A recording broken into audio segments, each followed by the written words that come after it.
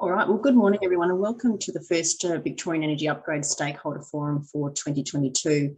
My name's Kate Simons. I'm the Chairperson of the Essential Services Commission. To start, I'd like to acknowledge the traditional owners of all the lands we're meeting on today. For me, that's the lands of the Wurundjeri people of the Kulin Nations. I also acknowledge the traditional owners of the various lands you are all on today and the Aboriginal and Torres Strait Islander peoples participating today. I pay my respects to elders past, present and emerging and acknowledge the connection that Indigenous Australians hold to country and culture. I'd just like to start by introducing my fellow commissioners and senior leaders at the Commission and the Department of Environment, Land, Water and Planning. If you could turn your cameras on and give us a bit of a wave. My fellow commissioners Simon Corden, Rebecca Billings and Satish Bojani, our CEO John Hamill, Director of Victorian Energy Upgrades at the Commission, Jeff Safai, and Paul Lang, who is currently Acting Director in Lachey Wilston's absence and Manager of Large Energy Users at the Department of Environment, Land, Water and Planning. And I do understand this morning that almost 300 people have registered for this forum, so welcome and thank you to you all for making the time to join with us this morning. Well, today's forum will be held over two sessions. The morning session will provide an overview of the program's performance and challenges over the past year. It will also set out proposed changes for the program through presentations both by Commission staff and our colleagues at the Department of Environment, Land, Water and Planning. Following the presentation from the department, we will have a joint presentation from Agriculture Victoria and Commission staff to highlight some of the opportunities available to accredited providers to undertake upgrades in the farming sector. This afternoon's session will be structured as a workshop on the Code of Conduct. My fellow Commissioner Rebecca Billings will open the session, followed by some words from my fellow Commissioner Satish Bojani, who leads the compliance and enforcement functions across the Commission. It will be an opportunity for you to engage with Commission and departmental staff on the code, which came into force on the 1st of July 2022. And this is the first of a series of workshops which will aim to educate and engage with a range of persons and businesses involved in the delivery of upgrades under the program. We will be organising future workshops in the coming weeks for installers, lead generators and consumer groups. If you are an accredited person and haven't already registered to attend this afternoon's workshop, I really encourage you to do so via the link the team are hopefully putting in the chat now for you. Now, what I plan to do now is spend about 5 to 10 minutes just providing an overview of the program and touch on some key current matters, and then I'll be handing over to our Director of Victorian Energy Upgrades to take us through the agenda and the discussion today. Well, the Victorian Energy Upgrades program continues to be one of the key mechanisms to achieve greenhouse gas emission reduction in Victoria. We have recently released the 13th annual performance report for the program, covering the 2021 calendar year. The report shows that products installed last year are anticipated to deliver more than 7.5 million tonnes of greenhouse gas emission savings over their lifetime. This brings the total anticipated emission savings from the program to 70 million tonnes, a fantastic outcome. In addition to delivering emission savings, the report revealed more than 400,000 households and businesses benefited from over 650,000 upgrades in 2021. This is estimated to save on average $136 for households and almost $3,000 for businesses annually. The program is also expected to deliver over 7 gigawatt hours of energy savings that are increasingly valuable for Victorians given the recent energy supply and market challenges driving up energy prices. If you haven't had the opportunity to read the latest VEU performance report, I'd encourage you to download a copy from our website. I'd also like to take the opportunity to acknowledge the adaptability and resilience you've all showed in delivering such a large volume of upgrades to consumers in 2021, despite the challenges posed by the pandemic and the various restrictions that were in place. And 2022 continues to present some challenges as we as a community and a program adapt to living with COVID and as we see increasing financial pressures on households and businesses. So while the program continues to deliver critical greenhouse gas reductions for the Victorian community, the recent focus on energy supply challenges, high energy prices and cost of living pressures has made our program and what it delivers in terms of energy and cost savings even more important. I'd now like to turn to mention the refrigerated cabinet activities under the program. Well, this year has seen the emergence of potential compliance issues around the installation of plug-in refrigerated cabinets under the program. We have been working with the department to mitigate the risks of those installations, and you will be aware that we released updated guidance for this activity in March this year. More recently, we became aware of instances of large numbers of refrigerated cabinets being dumped on the street or provided to customers who may not want them. I want to reinforce that the Commission considers that behaviour to be completely unacceptable. You'd be aware that on the 24th of June, we issued a statement that we would not be progressing the registration of certificates for those refrigerated cabinets while we investigated that behaviour. You'll also be aware that on the 7th of July, we recommenced the assessment of pending certificates, focusing initially on those claims for a refrigerated cabinet activity that have a lower per premise certificate total. We are carefully assessing the pending refrigerated cabinet certificate claims to review whether they comply with the program rules, the Act and the regulations and the Commission's guidance. I want to reinforce that the Commission will not hesitate to take strong enforcement action against accredited persons where we do find breaches of the program rules, and that could include suspension from the program and the surrender of certificates. I know this concerning behaviour doesn't reflect the approach of the majority of businesses accredited under the program. I also want to acknowledge the impact that behaviour has had on businesses operating legitimately and following the rules under the program. I think it's up to all of us to maintain the integrity of the VEU program by ensuring that consumers have confidence in the product being installed, that it will deliver energy savings, and that their rights as consumers will be respected when they engage in the VEU program. So as I mentioned earlier, the program's Code of Conduct came into effect on the 1st of July, and that new enforceable Code of Conduct really puts consumer protection and customer service at the centre of how businesses operating under the program engage with Victorians. I strongly urge businesses operating under the VEU program to review and adapt your practices, your activities and behaviours to meet your obligations under the code. And again, I encourage you to attend today's workshop and the ones that are planned in the coming weeks on the code to learn more and engage with us on that. So looking forward, we do expect the next 12 months to deliver new opportunities for your businesses as new activities are added to the program and existing activities are amended. And I think you'll hear more about that shortly from the department.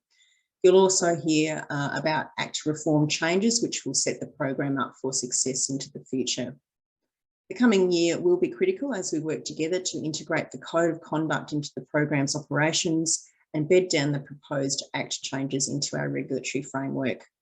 We understand that those changes will impact you and the way you deliver upgrades and engage with consumers. We are committed to continuing to work with you to provide you with the education and training necessary to adapt to the program's new regulatory and compliance settings. And even though the past couple of years have presented a number of challenges to program participants, the program has continued to deliver great outcomes and has kept growing, which is a real testament to all involved. I think it's more important than ever that we work to reduce Victoria's greenhouse gas emissions and energy costs for households and businesses. And we really know that the success of that program relies on us working with you to help households and businesses become more energy efficient and reduce their energy bills. So today's forum is an opportunity for you to engage with us and our departmental colleagues, to ask questions about changes and provide feedback on how we can do better. Always welcome that. Myself and my fellow commissioners will be here throughout most of the 2 sessions for the forums today. We're very keen to hear from you about the work you're doing, as well as the challenges and opportunities you see for the program. So I look forward to that. Thanks for coming today, and I look forward to engaging with you all further and listening to your feedback today. And at this point, I think I'm handing back over to Jeff Safai, Victorian Energy Upgrades Director, to step us through the rest of today's program. Thanks very much, Jeff. Thanks, Kate, and hello everyone, and welcome to today's VU Forum. As Kate mentioned, I'm Jeff Sapphire, and I'll be chairing today's event, which is the 34th VU Forum we have held since 2008. It's great to see so many people joining us today to hear about the key matters in the VU program. So if we can go to the agenda slide, please. Now, Kate sort of mentioned most of the things here, so I'll just zip through it. First up, I'll talk about the year that we've had and run through a few numbers and show how the program's going. Then I'll cover a few key matters, which I believe are important to share. Next, we will have Lily Zyka from the Essential Services Commission, who will give an update on compliance enforcement matters. Then we'll have Emma Jacobs from the Department of Environment, Land, Water and Planning, who will discuss the VEET Act Amendment Bill, which was recently released. After Emma, we'll have Jack Brown from Dell, who'll give an update on the new and revised activities work program. And to finish off this morning's session, we'll have Nick Zaxiris from Agriculture Victoria and Katie Whitman from the Commission, who will discuss the case study on VU activity in the farming sector. We'll then have a break for half an hour, commencing about 12 o'clock. We'll be holding a workshop to discuss the new VU Code of Conduct that commenced on the 1st of July. The workshop will end at about 1:30. So we can go to the next slide on questions. Yeah. So we've allocated time for questions after each agenda item. Questions can be asked via the chat function. Questions will be ordered and allocated to the speakers by our team in the background. If we have time, you can ask a question directly by putting up your hand in Zoom, turning on your camera when asked, identifying yourself and asking your question. Now we've covered all of that. Let's kick off with my 2021-22 financial year program update. During the year, the VU program negotiated a way through various lockdowns in the second half of 2021, and it's fair to say that most participants, it was a very challenging time. As we have noted previously, it's great testament to you as program participants and also to the flexibility and diversity in the program that it has continued to meet its goals and targets. It's also a great testament to the participants that they can quickly pivot to the next opportunity. And yes, I will be discussing refrigerator cabinets later in my presentation. At the outset, I would like to thank the staff of the EC who have been administering the program and establishing the new activities during the last year and continue to work to keep the program running during these challenging times. You've all continued to put in a great effort, so well done. Adapting to change has been the norm for 2021, and this will continue over the next few years. The program and the Commission's administration of the program is changing with new activities and the VEET Act amendments. The Commission will be transformed as we start to establish the processes to deliver on the reforms, commencing with the Code of Conduct, which will be discussed this afternoon. I'll now present a review of the program by numbers, and then I'll touch on some matters the Commission has been dealing with in 2021. And I see my first number slide is already up there. So as at 30th of June this year, there were about 15.9 million certificates created and about 14 million certificates registered that are available for surrender. So doing the math, there are sufficient certificates to meet the 6.5 million certificate target for 2021, the 6.7 million certificate target for 2022, and 11% of the 2023 target of 6.9 million certificates has already been met. During 2021-22, we approved over 1,600 products, bringing to over 20,000 the number of products we have approved since the start of the program. We've also included nearly 1,200 new installers into the program. So next slide. As we know, the period from 1st July last year has not been straightforward, and this is shown in this monthly certificate creation chart. Overall, we've seen high numbers across the board, with creation rates for in-home displays, business-based lighting, and the hot water activities remaining high. The new activity that's swept all before it since May has been refrigerated cabinets. The chart shows the monthly created certificates by activity for the full year. We started the year with around 760,000 certificates, or VEECs as we call them, created in July, reduced to a minimum of about 380 certificates in October, and peaked last month, which saw about 1 million refrigerated cabinet creations at 12,000 sites, and this led to over 1.4 million certificates being created for June. Next slide. In 2021-22, over 7.5 million certificates were registered, with about 3.2 million for building-based lighting, 1.5 million for Activity 21 lighting, about 1 million for refrigerator cabinets, and water heating contributed about 775,000 certificates.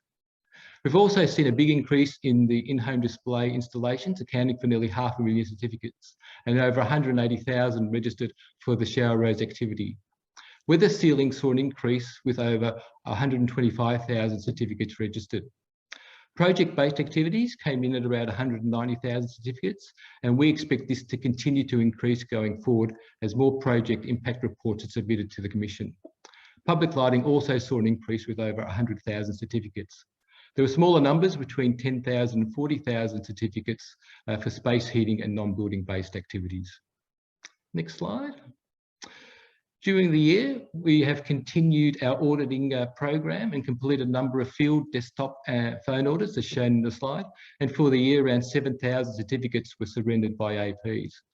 We've handled over 5,400 queries, including over 2,100 from accredited persons and other businesses, and over 2,800 from consumers wanting information about the program.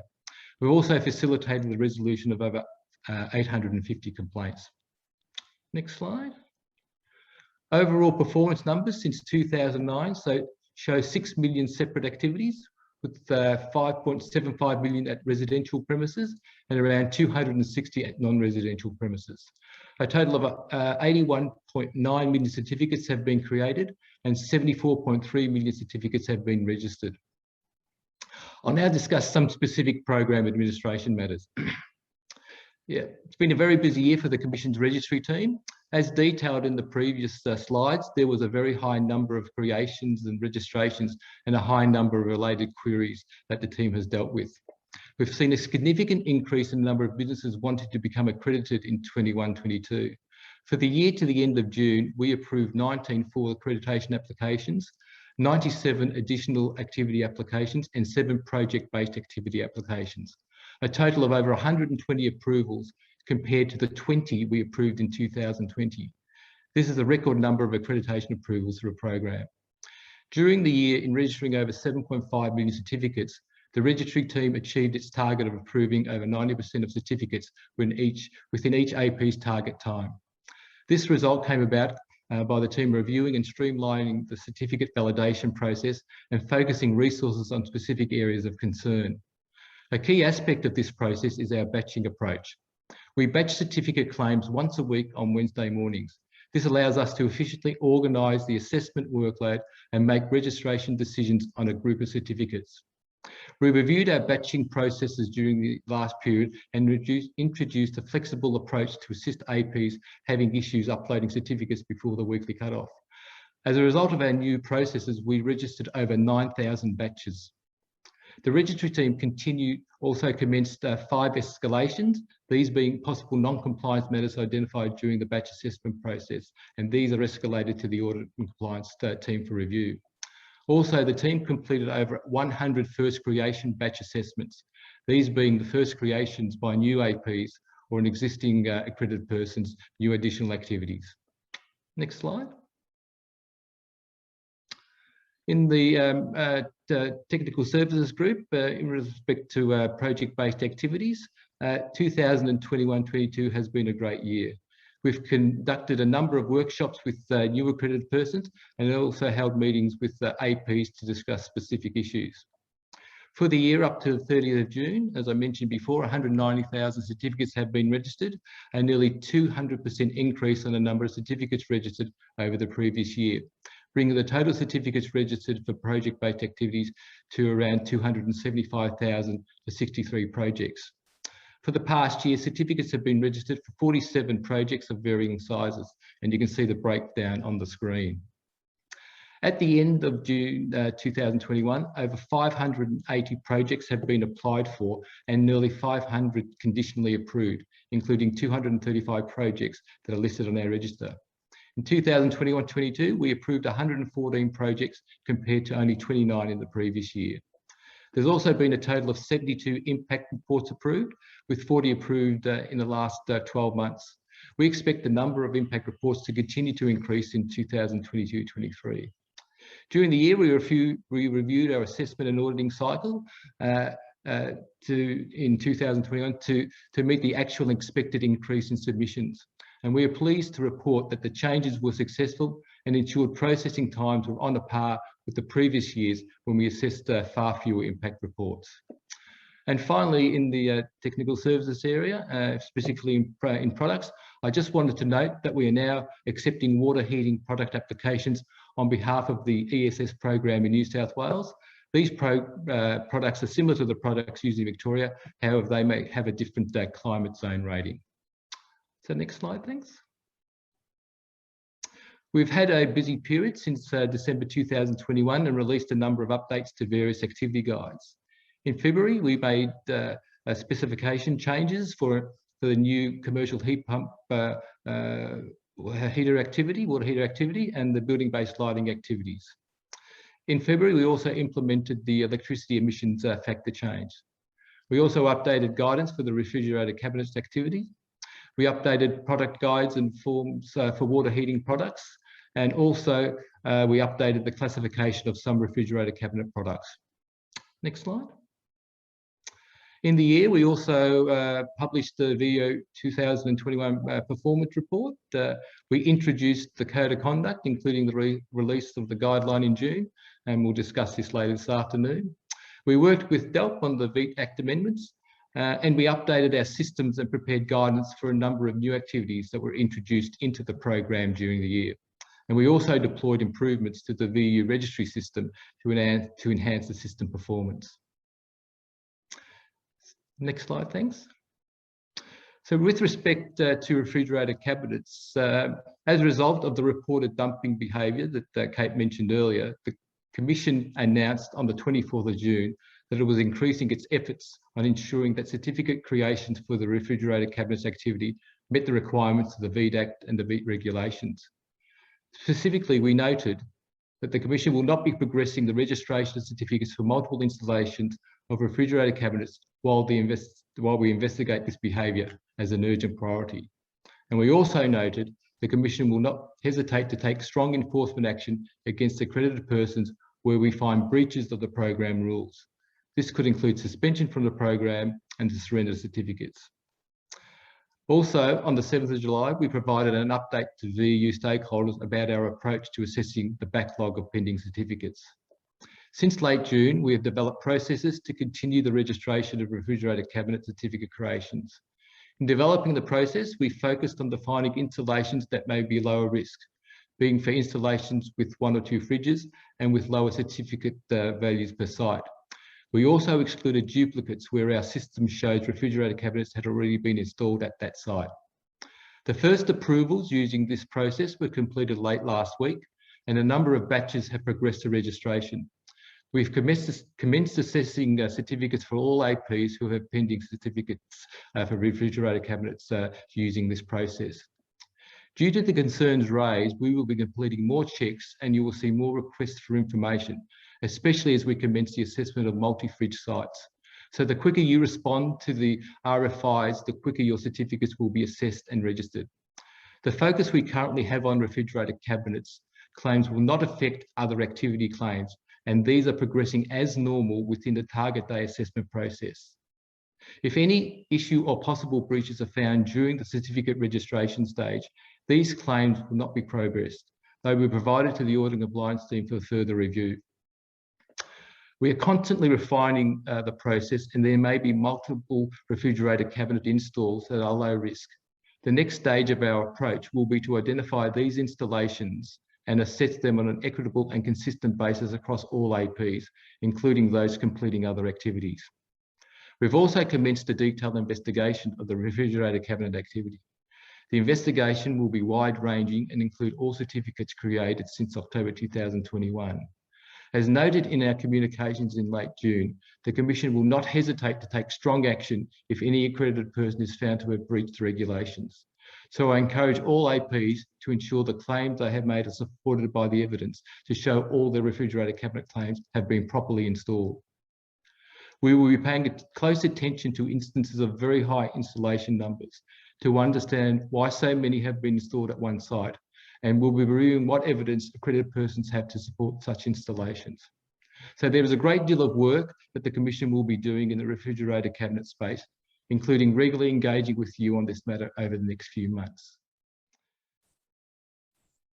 Thanks, Jeff, and welcome everyone. It's good to see so many familiar names logged on today. My name is Luli, and I lead a dedicated team of auditors whose main focus is abatement.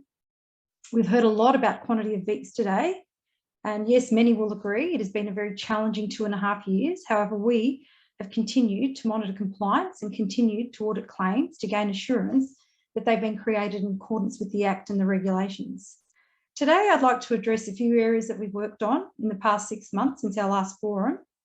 And at the end of my presentation, I'm happy to take on questions. So these are the areas that I'd like to discuss today. I'd like to lead on an area that we work. This is a big part of what we do, and the Act requires us to perform audits, and we continue to apply a risk-based approach to the claims that we audit. This means that businesses who are deemed high risk and engage in high risk activities will be audited, and businesses that create a material number of VECs will also be audited. The past 2.5 years, our focus has been on pending claims and escalating these activities and performing limited scope audits. This testing includes desktop, phone audit reviews, and where possible, field audits. In instances where we've identified non-compliance, we've worked with the APs and requested that they provide additional information to support their claim.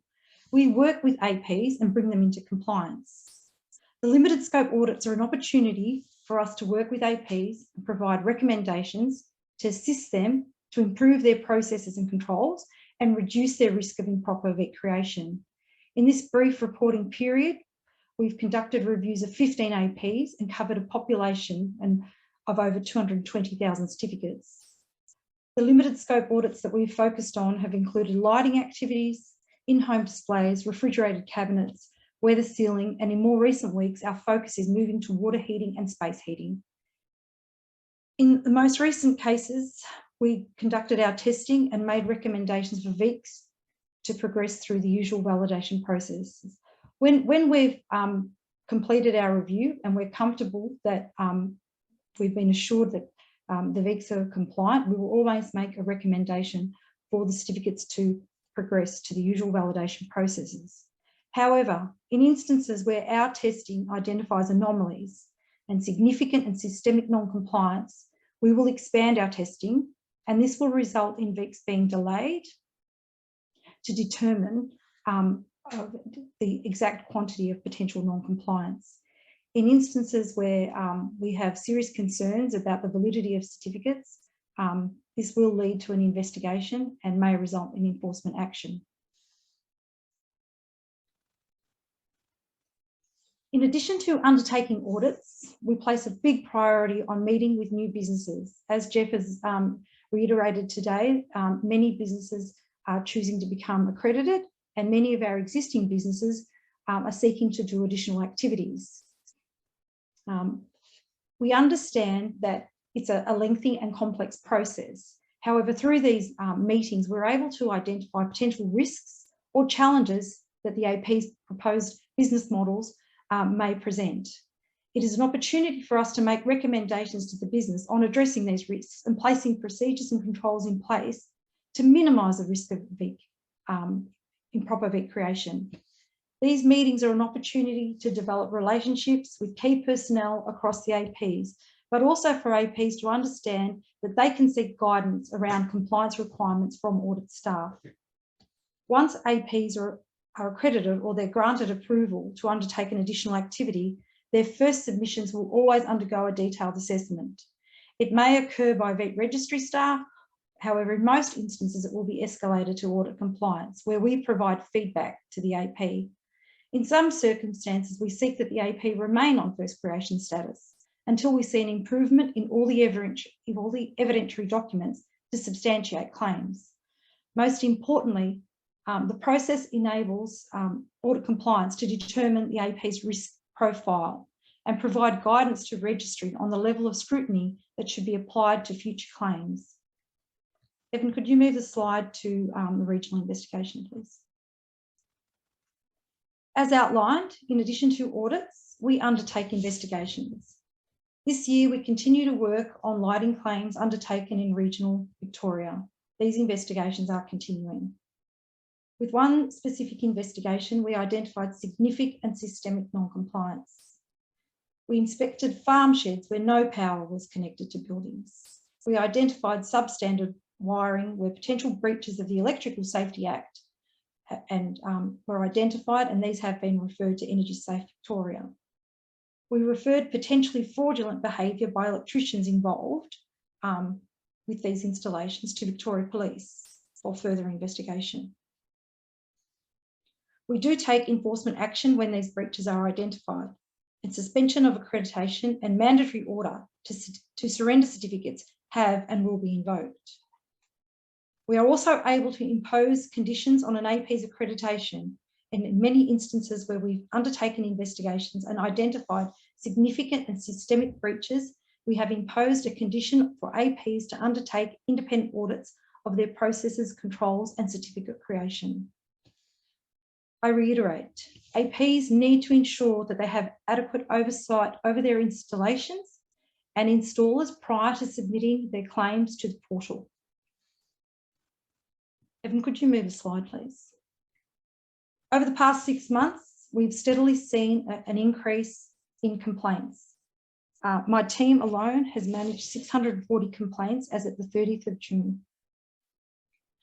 The complaints to do with, as many of you have heard, refrigerated cabinets, that the issues that we're hearing, besides complaints about dumping, we've heard that incorrect size or models and issues with temperature settings.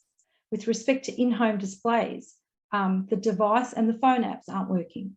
With lighting, we're continuing to hear complaints around lamps failing and flickering, not bright enough or the wrong colour. With water heating, we received complaints about insufficient hot water, lukewarm water, and installation issues. With shower roses, we continue to hear issues around the inferior quality of the shower rose, breakages and leaking, and the shower roses not being installed correctly. And with weather sealing, the types of complaints we're hearing are the fans and doors not operating properly after the seal's installed. So the majority of the issues we're hearing, the complaints are around product issues, and they're a range of the type of complaints that consumers continually contact us and that we work with the APs to resolve. An area that has taken up a lot of effort from our team and the Commission more broadly are around telemarketing complaints. Continue to see excessive and misleading telemarketing complaints. Telemarketers continue to refuse to identify themselves or the provider that they represent and use misleading tactics. I would like to thank many APs who consistently provide lead generator reports on a weekly basis to provide guidance on the areas they work in and the lead generation methods they use. However, even this level of reporting between the APs and the Commission has not seen the use of inappropriate telemarketing providers or aggressive selling tactics disappear. In late April, we issued Section 60 notices to APs where we were able to continue to identify aggressive tactics being used by lead generators seeking. We requested specific information from these APs around the in-house telemarketing, their in-house telemarketing activities, the quality assurances that the APs have in place for monitoring third parties that they use, and also what complaints handling processes they have in place. We also deal with complaints around installer misconduct. The installer misconduct we're seeing increase considerably is in relation to refrigerated cabinets.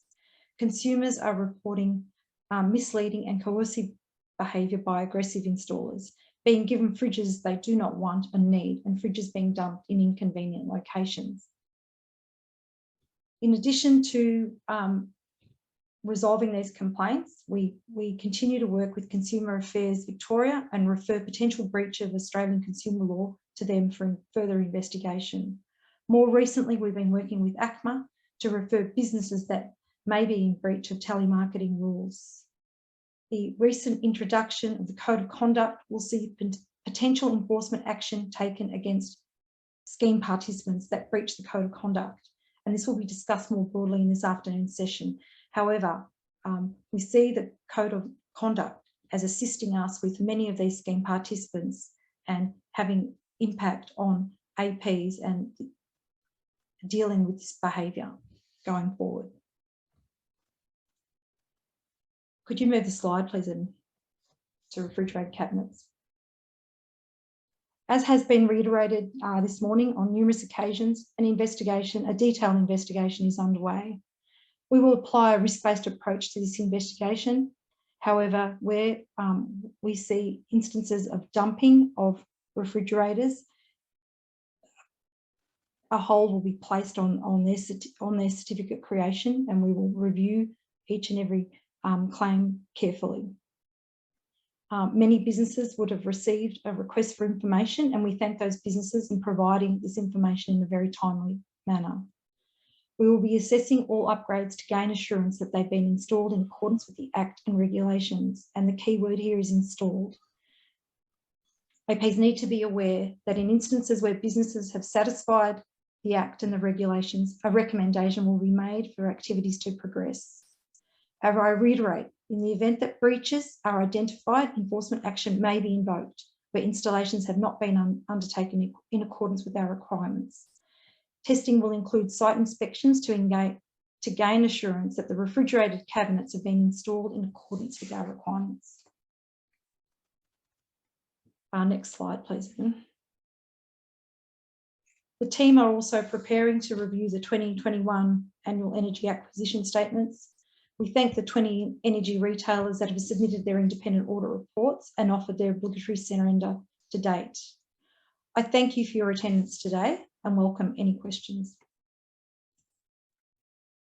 So we'll now move on to the next agenda item. I'd like to now welcome and introduce Emma from DELP, and Emma will give an update on the VEET Act reforms and the VEET Act bill.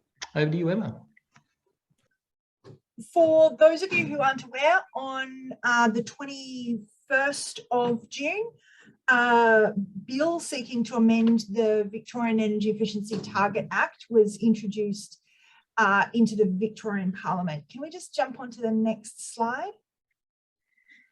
Oh, yes, so maybe, and the next slide after that. So yeah, look, I guess we probably, in the interest of time, I won't go through running through the VU, the kind of logic of the program. Mainly what I wanted to highlight is that the existence of the program, for those of you who aren't familiar, is enabled by the Victorian Energy Efficiency Target Act, and then further supported with more detail in the Victorian Energy Efficiency regulations. Then the technical specifications and the ESC's guidelines give further force to that. If we just jump onto the next slide. So the regulations have recently been amended, as hopefully you're all aware, to add a code of conduct into the VU program. So those regulation changes make compliance with the code of conduct a requirement for creating certificates in the program. So that means that the APs are responsible for ensuring when they create certificates that the code has been complied with. And there are a range of penalties that the ESC has available to them to enforce the code where certificates are created improperly. We are then also looking at changes to the Act, which will go before Parliament, so is currently before Parliament, that will strengthen the range of penalties available for breaches of the Code of Conduct, and in particular have specific penalties available for scheme participants. So that is the installers and the lead generators who are operating in the program and ensure that they have you know, penalties that cover the full range of requirements and the full consumer journey for the VU program. The requirements of the Code of Conduct are broadly consistent with Australian consumer law and also a number of industry codes of conduct. We drew heavily on the Solar Retailer Code that the Solar Homes program uses, as well as other peak bodies codes of conduct.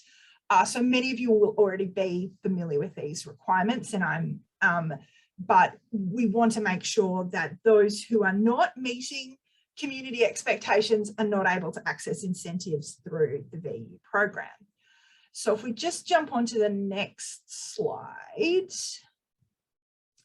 we are also, so as I said, in addition to the introduction of the Code of Conduct, we also have the bill that is currently before Parliament. So if you go onto the Legislation Victoria website, you can have a look at the bill, which was introduced last month, as I noted. The key changes that we are looking at in the program really are a number of interlocking changes, as you can see here. The first one is expanding ESC's control of who operates in the program. So we will be introducing a fit and proper person test for those of you who are participate in the renewable energy target scheme in the Commonwealth. It's very similar to that. You'll have to verify your identity and confirm that you don't have a you know, a previous history of fraud offences and those sorts of things. There'll also be competence requirements that will strengthen the ESC's ability to ensure that APs have the appropriate qualifications and those sorts of things. Again, we'll be bringing in requirements for those scheme participants who are not APs, so that ESC has a range of penalties that they can take when for different types of non-compliance. We're also going to be strengthening the range of tools that the ESC have in their compliance and enforcement toolbox. One of the main changes will be the introduction of penalty notices that the ESC will be able to issue. So they'll be able to issue a penalty to non-compliant APs, and if someone wants to challenge it, they can take that to court rather than the ESC having to take someone to court as an initial measure. The Act will also require APs to have a regular cycle of independent audits, which again will raise the minimum expectations for all APs and strengthen the compliance with the program. This is, you know, ESC will be publishing an audit report, and there'll be a discretion on the scope of those audits, and in order to ensure that there's a flexibility and within that. There'll also be touching on strengthening consumer protections. We just jump to the next slide. Yeah, so I just wanted to quickly touch on a few of the key changes that that will be happening. As I've kind of already run through some of the strategic drivers of the bill. So some of the changes that I haven't touched on already are we are expanding the number of decisions that are in the reviewable decisions under the Act, so that and allowing those, if you feel like a decision has not been made in a reasonable way, you will be able to escalate that to VCAT. We're also increasing the transparency when people are transferring certificates, and adding a requirement for people who are holding and transferring certificates to, again, have a fit and proper person, meet a fit and proper person requirement. The other thing of note that I just want to flag is we are extending the end date of the program by 1 year to 2030. That is to align the next tranche of targets for 2026 to 2030 with the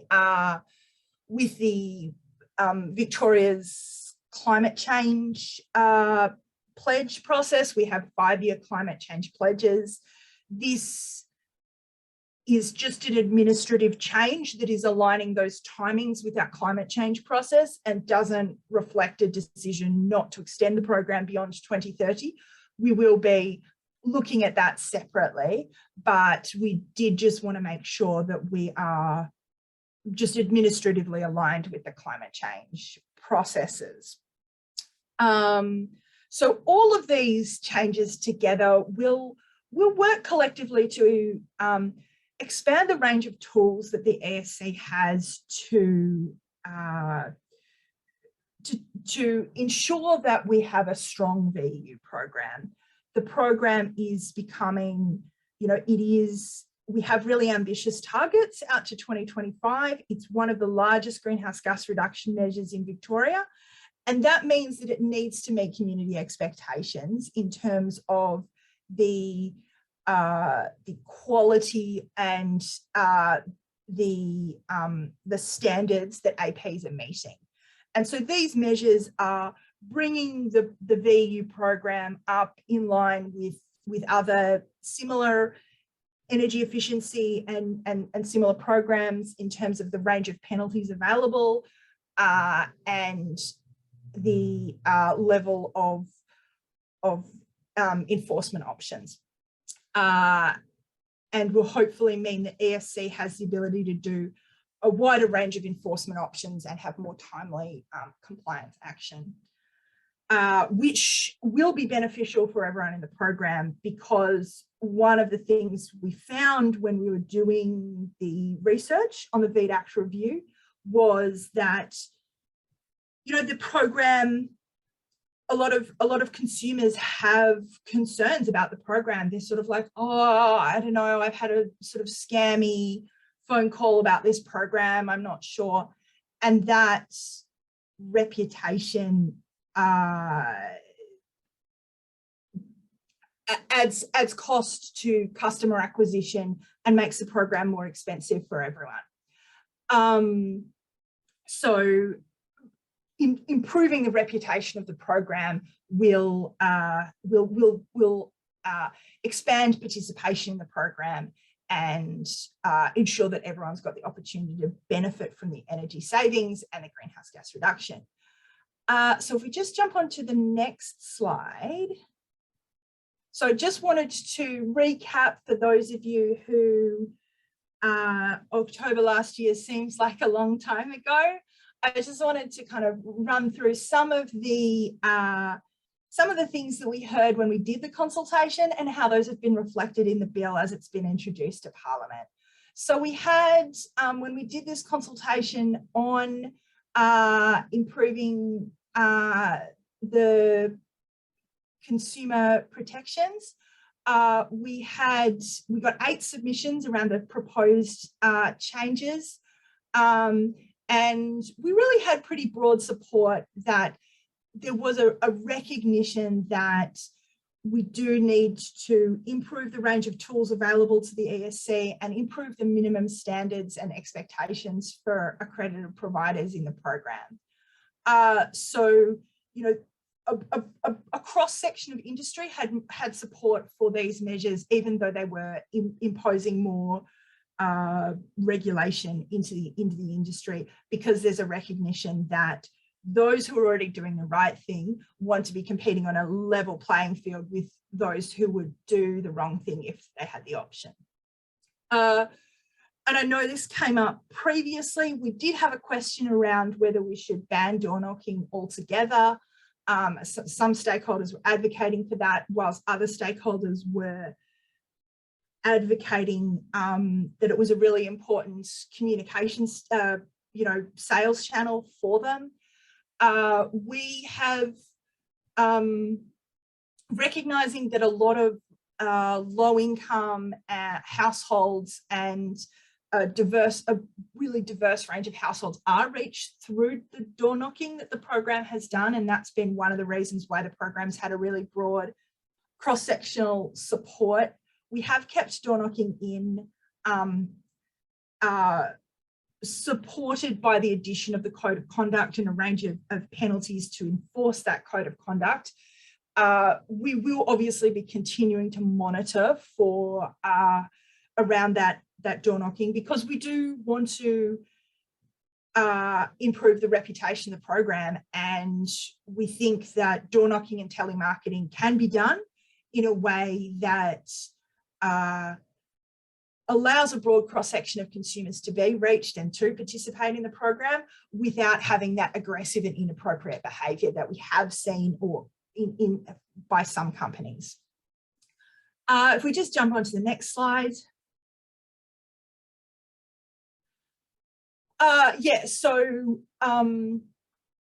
There was, as we've just got a couple of stakeholder comments here around the fact that there was strong support for increased compliance powers and stronger accreditation requirements.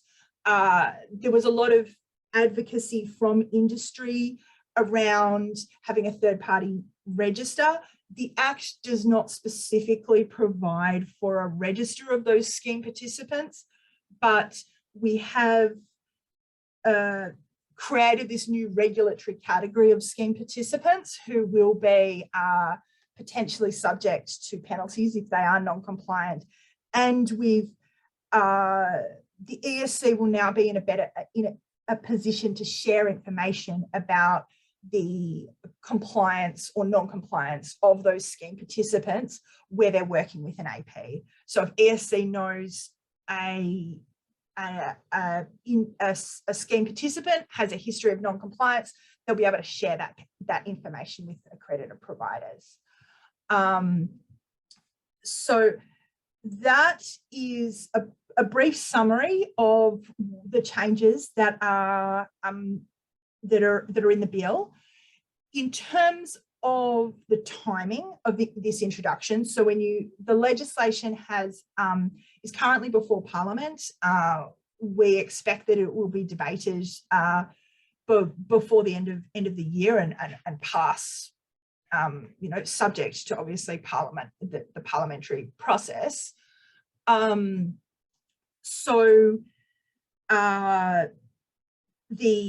The date that's currently written in the bill is that these changes will come into effect 12 months after the passage of the bill, unless they're proclaimed earlier. So what proclaimed means is the minister has to make a declaration that she wants to introduce these changes. And we plan that these changes will be introduced progressively over that 12-month period.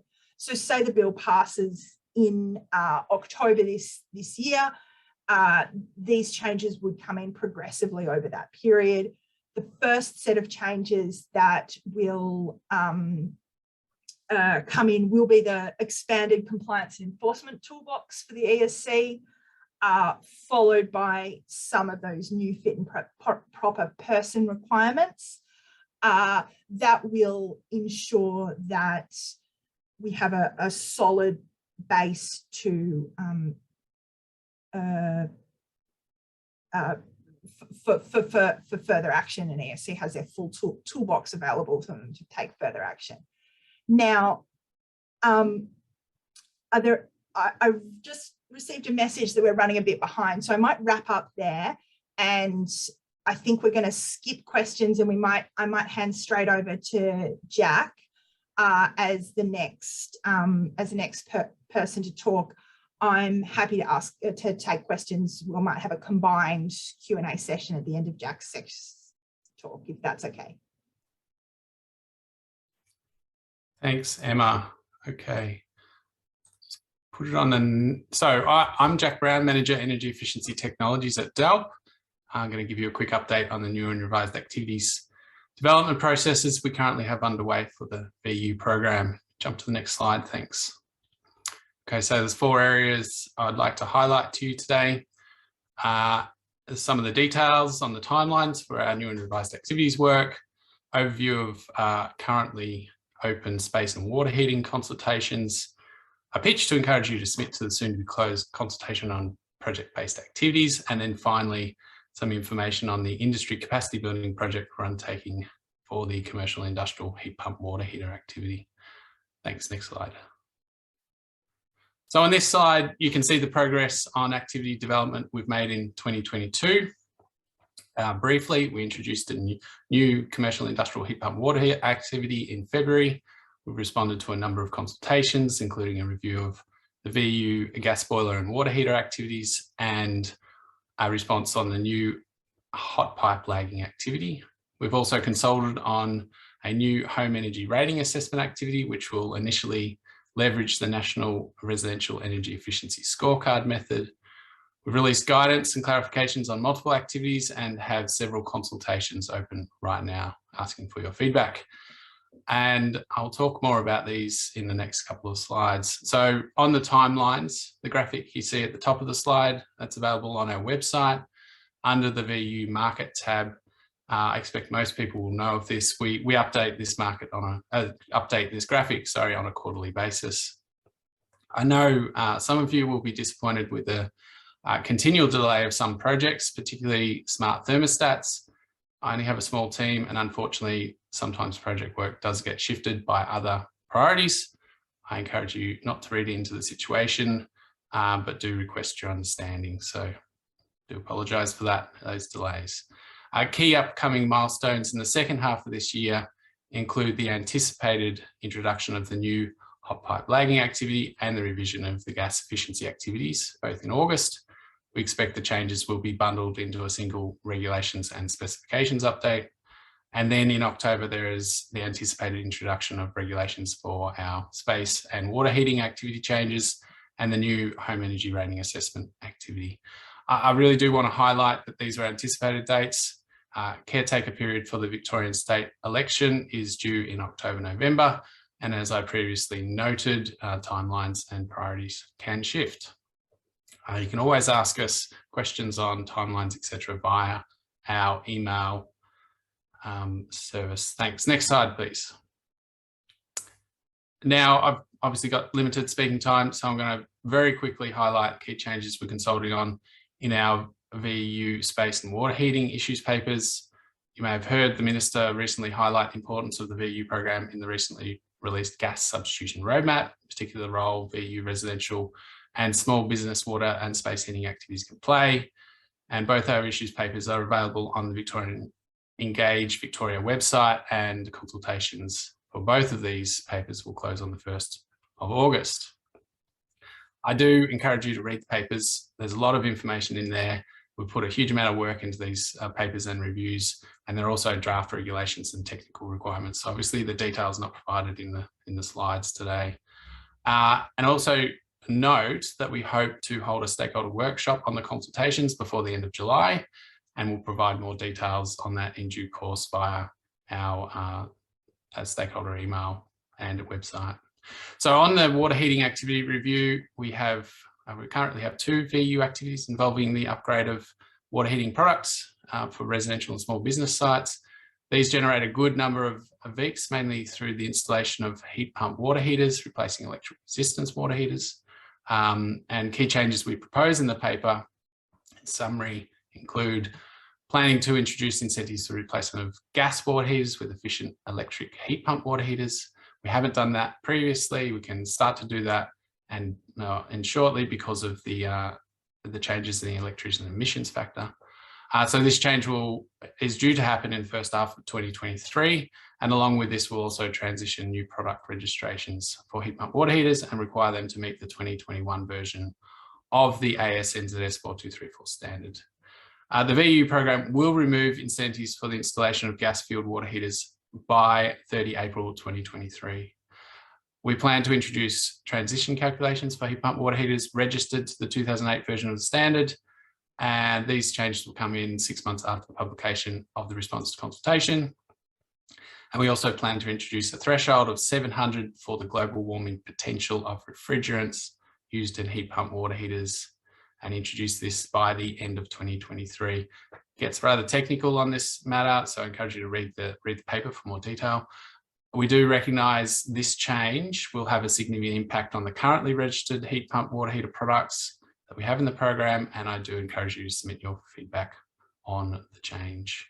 So that's water heating. Next slide, thanks, Evan. Space heating and cooling consultation activities review. Again, consultation closes 1st of August. We hope to hold a workshop before the end of July. So we currently have 6 activities involving the upgrade of residential and small business space heating products. We haven't had a great deal of uptake for any of those activities historically. And in terms of key changes we propose in the paper, we want to consolidate all space and heating and cooling activities into one activity rather than having them spread over 6 individual activities. We plan to introduce incentives for replacement of gas space heaters with efficient electric reverse cycle air conditioners.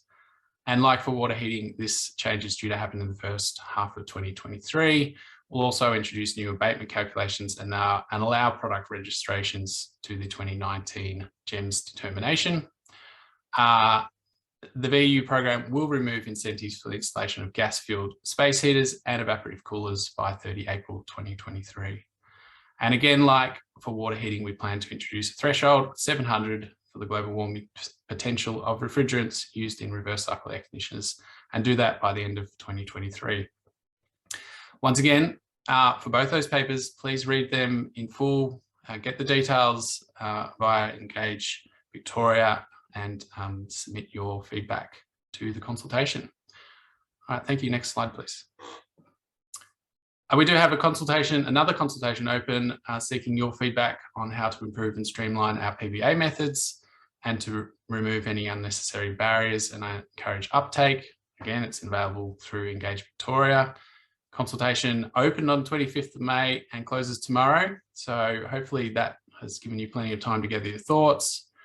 We've got two PBA methods, benchmark rating method and M&V, or measurement and verification. We haven't had any uptake for benchmark rating, and we've had some good uptake for M&V, which is good, and Jeff talked about that earlier today. So we want to really understand from you how we can streamline those methods to get more uptake, and we hope to host a stakeholder workshop in late July or early August to discuss the feedback we've received for the consultation. And we have only really had a small number of submissions for the consultation. So I do encourage you to put in your comments before the end of tomorrow. It has been a pretty long consultation, so hopefully people have had enough time. Next slide, thanks, Evan. This is my last slide, and I want to highlight to you the project we're running with the Australian Alliance for Energy Productivity, or A2EP. This work has been done to support the new commercial industrial heat pump water heater activity introduced in Feb. This activity incentivises the replacement of gas boilers, gas water heaters, electric resistant water heaters with air sourced heat pump water heaters. It provides a great opportunity for Victorian businesses to reduce their gas usage and costs, but that will only happen if heat pump water heater technologies are designed, selected and installed in the correct way. So it's absolutely critical that this activity provides good outcomes for end users. Now, we're working with A2EP to build industry awareness, and that includes APs and manufacturers and others about the technologies, heat pump water heater technologies, and to increase understanding. So we had a webinar on the 23rd of June. There are over 150 attendees to the webinar. I very much appreciate it if you joined in. Second webinar will be held on 21st of July. That's Thursday next week. And that will discuss water heater heat pump water heater applications in agriculture, swimming pools and multi-residential sites. Jump on the A2EP website, it's on the slide there, go register for the event, come along and have a listen. We'll also be releasing other resources from the project, including a technical guide and case studies. Thank you for listening. That's all for me, and back to you. So thanks, Jack, and thanks, Emma. So now we'll move on to the VU case study. I'd just like to now invite Nick and Katie to the virtual podium to deliver their presentation. Welcome, Nick and Katie. Thanks, Jeff, and hello to everybody out there. Thanks for inviting Agriculture Victoria to present on the VU M&V case studies project that we undertook with quite a few people. ESC was a major part of this project, and so were DELP, as well as Green Energy Trading and Point Advisory. Evan, if you can go to the next slide. What I want to highlight here is today's presentation. This discussion is around highlighting the existing opportunities to create VICs in the agriculture sector. Also talk about some of the opportunities, the greatest opportunities where they lie. You can see there dairy, horticulture and the intensive animal industries like poultry and pig farming. We also want to highlight that we have created some videos and written case studies that will be appearing on our Energy Smart Farming web portal. The details for that I'll provide later, and also just outline some of the key challenges and difficulties that you might encounter in the farming sector. Evan, to the next slide, if possible. So what's the key problem here? Why are we here, and why is Agriculture Victoria entering this space? So look, from our perspective, there are lots of businesses out there. There's over 21,000 Victorian farmers out there, so there's ample opportunities for APs and farmers to get involved in the VU program. To date, from everything that we've been able to see and from our stakeholders, the information we're getting from stakeholders, and that is that uptake of the VU program has been limited for farmers, and deemed activities are what's listed in the deemed activities are of limited value to farmers so far. So there's obviously big opportunities there. We're hoping that APs can get involved and promote ag activities to the farming sector. Evan, to the next slide, please. Thanks. So look, I won't labour on this slide here. This data shows that electricity costs and average energy costs are the largest for other livestock, which are the pig and poultry sectors, and also the horticulture area. And electricity obviously is the largest average cost there. So this information, actually, a lot of this information will actually appear on the Energy Smart Farm web portal. So it's probably a good idea for you to go to that portal if you want to see a breakdown of a whole lot of data that we've produced from doing a deep dive into the Agriculture Energy Investment Plan. It was a $60 million grants and assessments package that we rolled out over the last 3 years. So Evan, I might get you to go to the next slide. What I want to showcase here is really, in terms of agriculture, the real big opportunities and the high energy for APs, that is, and for farmers, is to do projects in the hort, dairy and intensive livestock area. You can see the highest energy use is in the housing and the sheds that all of these types of farms have on their properties, and also in irrigation, and you can see there hort big users of irrigation. So this is where we expect to see the greatest number of opportunities for the M&V method to be used on farms. Evan, can we go to the next slide, please? Okay, so The case studies that we undertook, so far we've actually progressed through 4 case studies, and there you can see there chicken meat farm, aquaculture operation near Werribee, a tomato glasshouse in the Bellarine Peninsula, and then an irrigated orchard in northern Victoria. You can see there the number of estimated VEECs so far are quite significant for the top 2 projects. They're solar projects. They're quite large, as you can see, and typically we've got for the tomato glasshouse and the irrigated orchard, they're the sorts of numbers of VEECs that we probably expect to see. And what I should say is there's quite a few thousand of these types of farms across Victoria. There's in Victoria, we've got around 3,500 to 4,000 horticultural producers. And in terms of chicken, meat and pig poultry producers, we've got quite a few hundred, up to 500 across Victoria. And you can see the estimated percentage of project costs being recouped in the form of VEECs typically is anywhere between 20 to 50% with the projects that we've worked on. And we expect that it could be higher in some cases, especially where the upgrade hasn't cost that much. Evan, I might get you to go to the next slide. And this is where I'd like Katie Whitman to come in. Thank you. Nick, we just wanted to highlight here a few challenges that could be specific to agricultural sites and to beginning conversations and making M&V projects work at agricultural sites. So finding farmers that are ready to implement a project, similar to other sites, they've got to be aware of their energy use and the cost of that. They have to have had an energy audit, or it really helps the process if they have.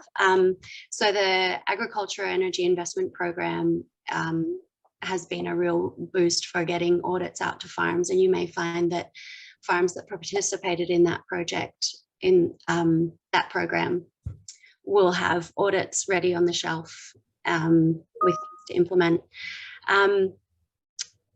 But we wanted to just highlight the fact that potentially farmers have a bit of a lower tolerance for paperwork, and that there are things like harvest time to be aware of when you're approaching them. So that's different for different farm types, and some farm types can choose their busy times of year if they're raising animals, but with outdoor growing operations, they won't have control over that, and approaching them during a harvest time is not likely to get your phone call answered. Data issues. A lot of these farms, the majority of farms in Victoria are family-owned businesses or small to medium businesses. So this is a common problem for lots of types of sites, but they may be more likely to have older metering or no sub-metering, poor quality data or record keeping. And also to highlight that they've got stronger seasonality, or that they're likely to have stronger seasonality in their consumption profiles. So they're sites that are more likely to require the full 12-month measurement periods for an M&V project.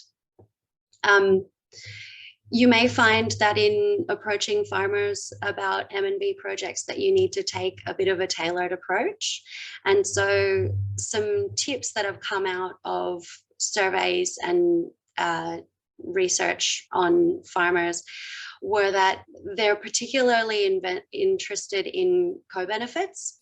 So they want to also understand and hear about how they might be able to save water or improve animal welfare with these projects. And they're also a really practical group, and they tend to like to see and get information about what works from other farmers. And so that was part of the inspiration for these case studies, to provide some material to support these conversations between APs and farmers. And the other one to highlight is finance options. There are tight margins running a farm, and keep your eyes open for further potential rounds of the Agriculture Energy Investment Program. Those have supported lots of projects across farms across the state of Victoria, and projects that have that are claiming VEECs are also eligible to claim the Agriculture Energy Investment Program grants. So that can really help get things across the line. Next slide, please. These were some common opportunities for M&V projects at agricultural sites. Solar PV, obviously anywhere with a roof, chicken sheds, pig sheds, they've got the opportunity to put some solar. I mean, anywhere without a roof too. Variable speed drives, upgrades to replace older inefficient equipment with nearly identical but new and more efficient equipment, heat recovery, timers, insulation, everyone can read. But the top three were standout, a greater opportunity out of that list. So that's just an idea of how APs might want to start conversations with agricultural sites in Victoria. And I'm going to pass it back to you, Nick. Thanks. Sure. Thanks, Katie. Look, I just want to highlight that while our internal analysis has shown that solar PV less than 50 kilowatts were very common opportunities, we've also seen that solar projects greater than 50 kilowatts and even greater than 100 kilowatts are real as well. You've actually seen the two of the case studies that we had listed up there were much greater than 100 kilowatts. So that's certainly a potential. I just really quickly want to touch on something that you said, Katie, regarding the any future Agriculture Victoria related energy grants. We did roll out a $60 million, 2 tranches of $30 million in terms of grants and free on-farm assessments. Those did end, and any future announcements regarding grants or assessments is to be determined by the new government, and so far none have been planned for. Having said that, Evan, if you take me to the last slide, please. And this is where I just want to highlight to everybody the Extension Oz Energy Smart Farming webpage there. There's lots of great information about energy savings and how farmers can upgrade technology on their farms and implement best practice when it comes to reducing greenhouse gas emissions and improving energy efficiency on farm. Go to the website, go to Agriculture Victoria's website, which will take you to the Energy Smart Farming homepage anyway. Hopefully in the next month or so, the videos and the written case studies that we've produced in collaboration with ESC and DELP will be up on the webpage. Thanks, Nick and Katie. That was great. So yeah, encourage people to go to the website and have a look at the videos. Just like to thank all the participants today. I think we had over 250 people online today. So I think that's a record for one of our 34 forums. So thanks for everyone for joining. Also like to thank the presenters, did an excellent job, but obviously engendered a lot of conversation, a lot of questions. So thanks to all the presenters today. And also just like to thank the people from behind the scenes who put on the session today, especially to Jason, who did all the pre-work and organisation. So thanks to the team, and especially to Jason Cox. So thanks everyone. So we'll sign off now, and we'll see I suppose most of you at 12 o'clock for the Code of Conduct Forum. So thanks again.